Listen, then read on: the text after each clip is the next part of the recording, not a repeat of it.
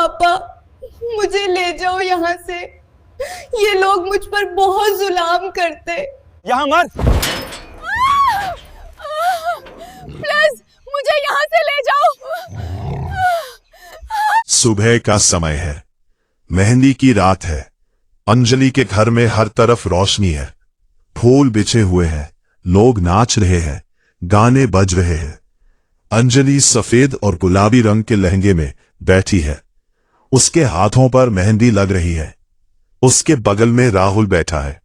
दोनों एक दूसरे को देख रहे हैं, दोनों की आंखों में प्यार है।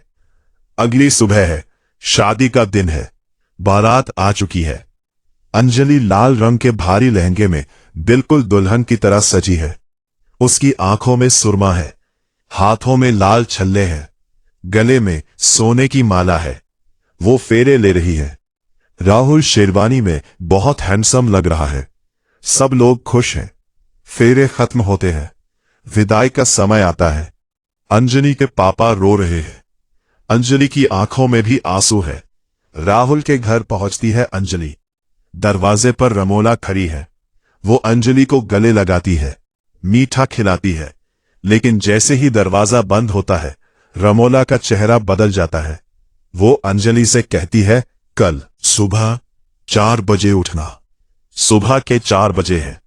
रमोला अंजलि के कमरे में आती है और जोर से दरवाजा पटकती है। अंजलि डर कर उठ जाती है। रमोला कहती है, कितना सोती है, उठ और काम पर लग। वो रसोई में जाती है, चाय बनाती है, पापड़ तलती है, सब्जी काटती है। उसके हाथ जल जाते हैं। वो दर्द से कराहती है। रमोला कहती है, रोने से कुछ नहीं होता, काम करती रहे। राहुल ऑफिस चला जाता है। अब रमोला अंजलि को और ज्यादा काम करवाती है। सारे घर की सफाई, कपड़े धोना, बर्तन करना, खाना बनाना। अंजलि राहुल से बात करना चाहती है। वो राहुल के पास जाती है और कहती है, राहुल, तुम्हारी मां मुझसे बहुत ज्यादा काम करवा रही है, मैं थक गई हूं। राहुल उसकी तरफ देखता भी नहीं है। अंजलि का दिल टूट जाता है। अंजलि अपने पापा को फोन लगाती है। फोन उठता है। अंजलि रोते हुए कहती है, पापा, मुझे यहां बहुत तकलीफ हो रही है। कुछ महीने बीत जाते हैं। अंजलि को पता चलता है कि वो गर्भवती है। वो बहुत खुश होती है। वो राहुल के पास दौड़ती हुई जाती है और कहती है, राहुल, मैं मां बनने वाली हूं।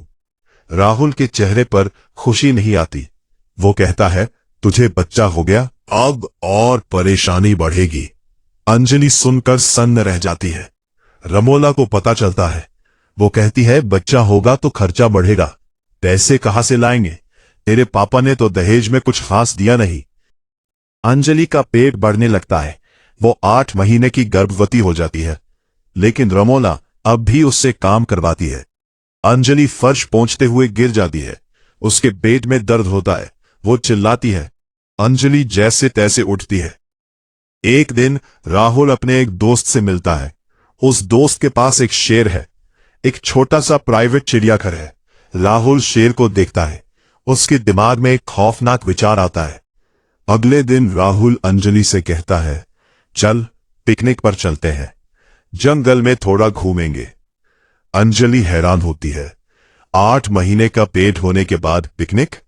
लेकिन वो राहुल की बात मान लेती है। गाड़ी जंगल की तरफ बढ़ती है। अंधेरा होने लगता है। अंजलि पूछती है, हम कहाँ जा रहे हैं? इतना अंधेरा है। राहुल कहता है, बस थोड़ी दूर और। गाड़ी रुकती है। राहुल कहता है, उतर। अंजलि गाड़ी से उतरती है। उसे दूर एक बड़ा सा पिंजरा दिखता है। उसके अंदर एक बड़ा शेर है। शेर भूखा है, आगे पीछे चल रहा है। राहुल उसे धक्का देता है। अंजलि गिर जाती है। राहुल पिंजरे का दरवाजा खोलता है।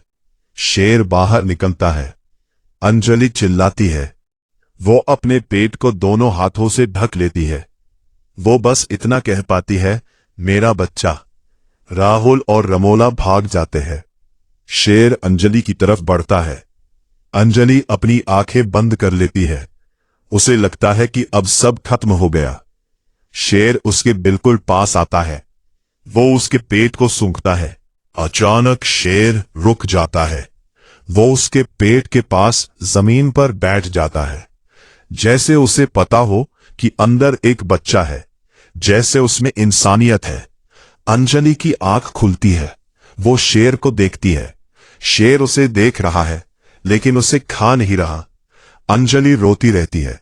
वो धीरे से पीछे हटने की कोशिश करती है। शेर खड़ा हो जाता है। अंजलि फिर रुक जाती है। शेर उसके चारों तरफ चक्कर लगाता है, फिर वापस उसके पास बैठ जाता है। अंजलि को समझ में आ जाता है कि शेर उसे जीने दे रहा है। वो शेर के पास ही रात बिताती है। रात भर शेर पास में ही रहता है। दूसरे शेर आते हैं लेकिन ये शेर उन्हें दूर भगा देता है। सुबह होती है। शेर एक जानवर का शिकार करता है और उसका कुछ हिस्सा अंजलि के पास लाकर रख देता है। 2 दिन बीत जाते हैं।